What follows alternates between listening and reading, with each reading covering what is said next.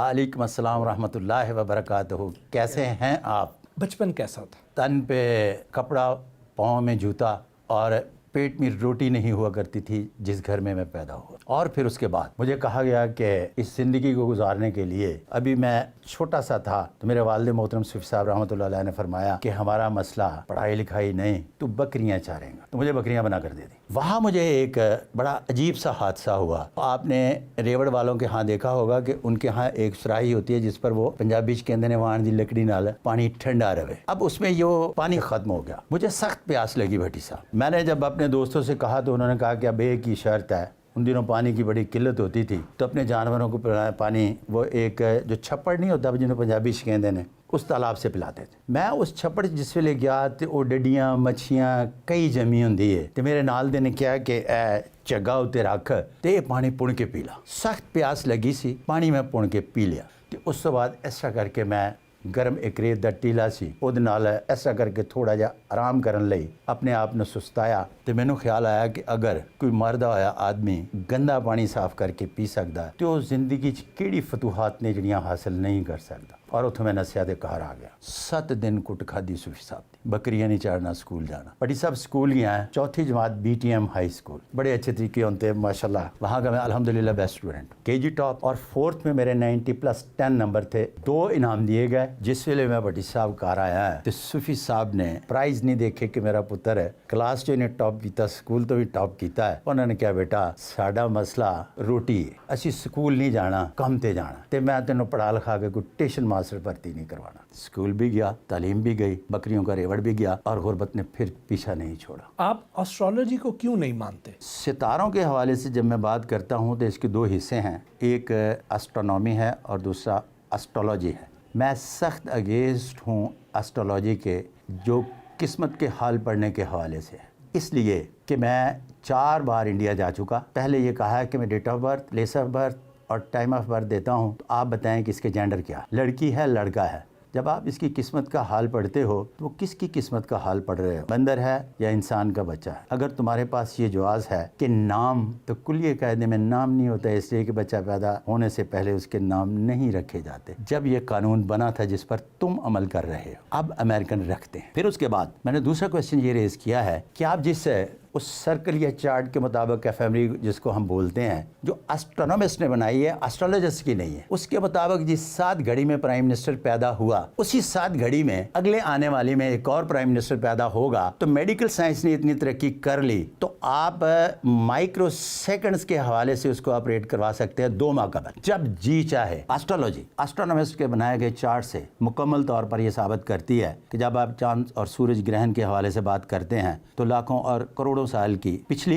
और हज़ारों साल की अगली जो है वो आपको बताता है कि कब चांद और सूरज ग्रहण लगेगा और माइक्रो सेकंड के हिसाब से बता रहा होता है। इसका मतलब है कि ये नजूमी चांद और सूरज ग्रहण भी अपने खाते में डालते हैं, इनका ताल्लुक सूरज ग्रहण और चांद ग्रहण से नहीं है। नंबर 2, आई एम पामिस्ट, हाथ की लकीरों का इल्म के हवाले से बात करता हूँ और इसी पर मैंने सारी ज़िंदगी काम किया। न्यू लॉज ऑफ पामिस्ट्री क्या है? New laws of palmistry by Sadiq Malik palmist. मैंने जब इसको अपना प्रोफेशन बनाया तो हम फ़न देशनासी के इमाम कैरो को मानते हैं, उनको मैं फॉलो करता हूँ। उसमें 11-12 अहम अलामात हैं, बाकी हाथ की मेजर लकीरें हैं और छोटे मोटी माइनर लकीरों के बारे में बाकायदगी से उसका आगाज़, इख्तिताम और दरमियान के बारे में लिखा गया। हाथों की साख्त कबाइल के हवाले से मैंने हाथ की लकीरों नहीं बल्कि 11-12 अलामात की बजाय हाथ पर पाई जाने वाली अलामात पर काम किया, जिसमें मैंने 32 राजा योग तलाश किए,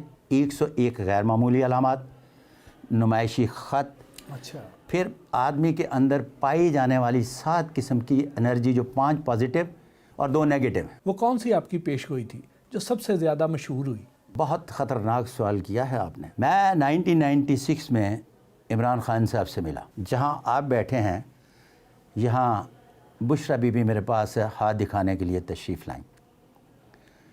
उन्होंने भी उनके साथ बैठे हुए एक शख्स है का पूछा तो उन्हें बताया गया कि ये 2016 के एंड की बात है कि प्राइम मिनिस्टर बन रहे हैं इमरान खान, लेकिन मेरा बयानिया इतना पॉपुलर हो चुका कि मैं अब 18 में अपने बयानिए के साथ जाऊँगा।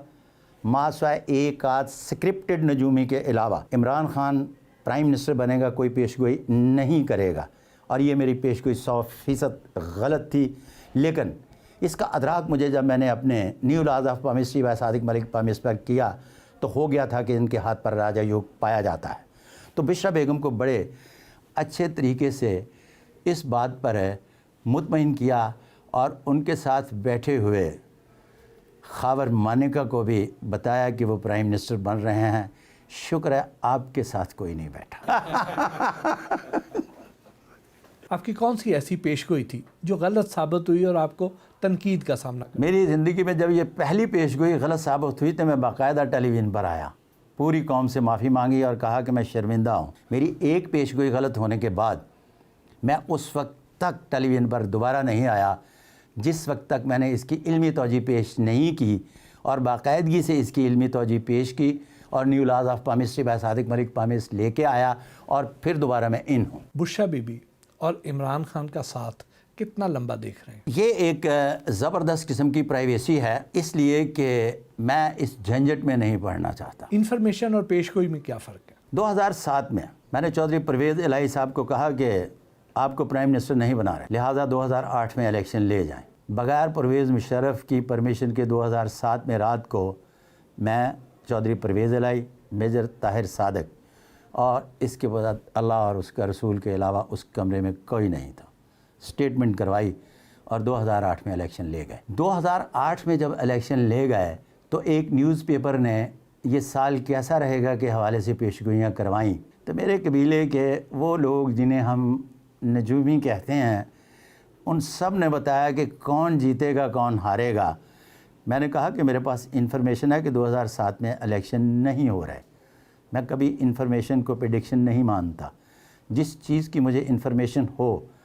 مجھے کئی ایک بار سکرپٹڈ پیش گوئیوں کی باقاعدگی سے آفر ہوئی، اور میں نے سکرپٹڈ پیش گوئیاں بولنے سے انکار کر دیا۔ تقریباً 34 سال سے لوگوں کے ہاتھ دیکھ رہے ہیں، سب سے زیادہ قسمت کا دھنی ہاتھ کس کا تھا اور سب سے زیادہ منحوس ہاتھ کس کا تھا؟ سب سے زیادہ قسمت کا دھنی ہاتھ میں نے اسے پایا جس نے اپنے رب سے یہ دعا کی کہ میرے مالک، میرے وسائل ہمیشہ میرے مسائل سے زیادہ رہیں، اتنا نہیں مانگا سنبھالنا مشکل ہو جائے۔ وہ دنیا کا خوبصورت انتہائی بہت بڑا آدمی ہے جس کو پھر زندگی میں کسی چیز کی کمی نہیں آتی۔ اور سب سے زیادہ منحوس ہاتھ کس کا تھا؟ وہ جس کے ہمیشہ بے شک ارب پتی ہو اور اس کے مسائل زیادہ اور وسائل کم ہوں۔ کوئی ایسا ہاتھ بھی ہوتا ہے کہ ایٹ دا سیم ٹائم وہ بہت لکی بھی ہو اور اس کے ساتھ ساتھ وہ ایک دم پاتال میں گر جائے؟